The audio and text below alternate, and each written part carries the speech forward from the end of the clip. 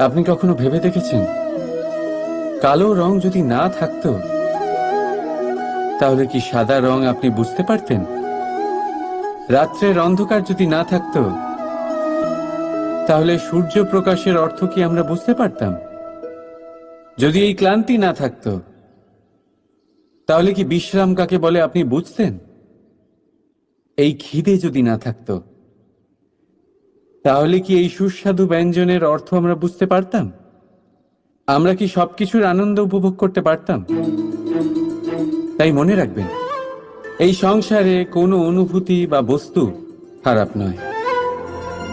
যদি আপনি মনে করেন সেটা খারাপ, তাহলে সেই কারণে যে এই খারাপ অত্যন্ত আবশ্যক, নয়তো ঈশ্বর এটাকে আমাদের সংসারে রাখতেন না। এই খারাপের উদ্দেশ্য হলো যাতে আমরা ভালোর মাহাত্ম্য বুঝতে